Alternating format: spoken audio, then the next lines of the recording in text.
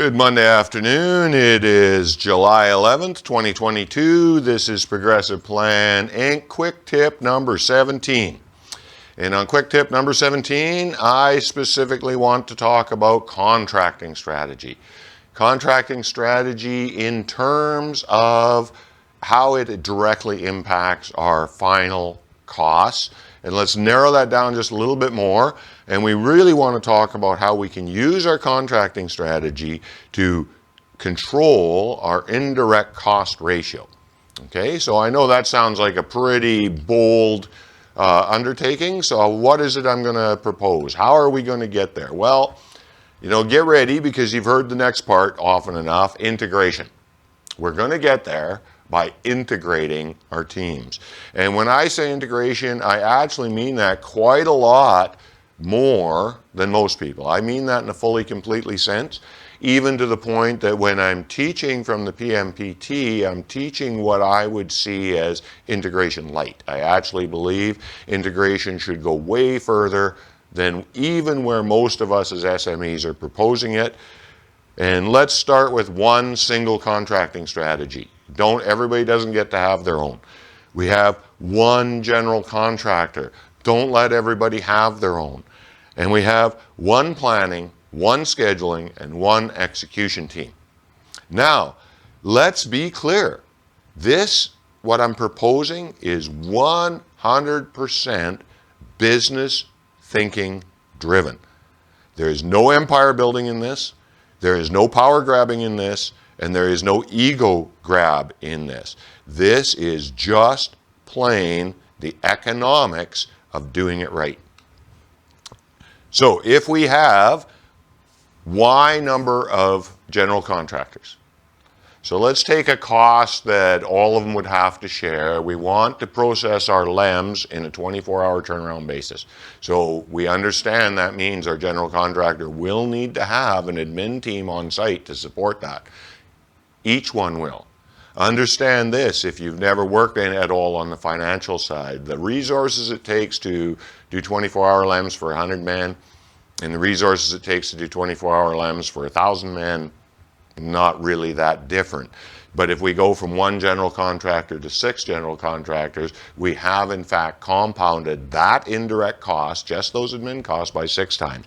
Likewise with the safety support, likewise with supervision support, and then even directly impacting our own costs as a turnaround team, because we're going to have to provision each of those individual general contractors. So now that we've covered the how, why? Okay, I'm pretty much admitting, both in language and tone and body language, that I am well aware of how big of a headbutting point this discussion is on virtually every turnaround site. Let's say every turnaround site that's not already successfully doing it. This is a big, big headbutting thing. So why wouldn't I just walk away?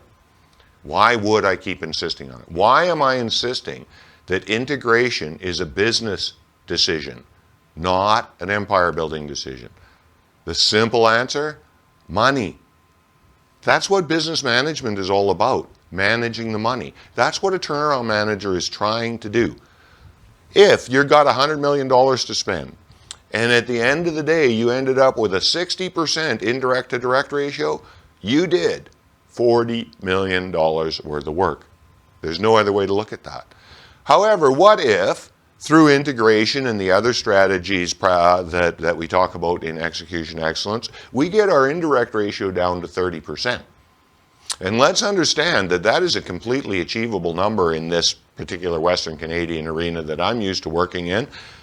People do get there. I've been below this number myself. I know this is an achievable number.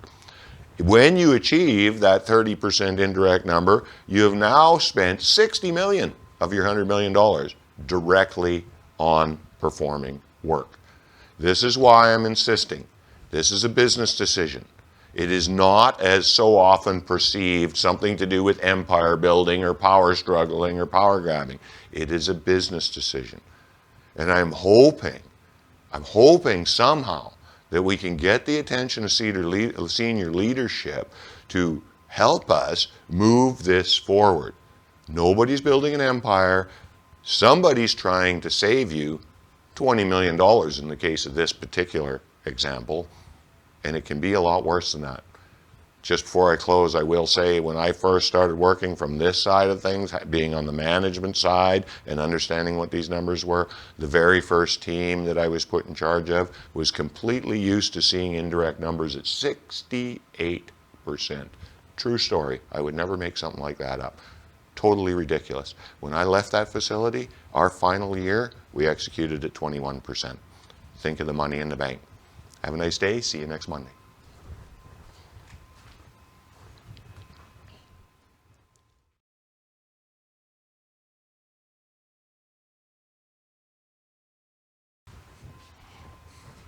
Hey, I'm just going to use this short bit somewhere, kind of take my clue from the music industry in the mid-90s. This is going to be a secret scene on the end of one of my videos. Did you ever wonder what the studio looks like when I'm in here shooting? I'm about to shoot a quick tip video.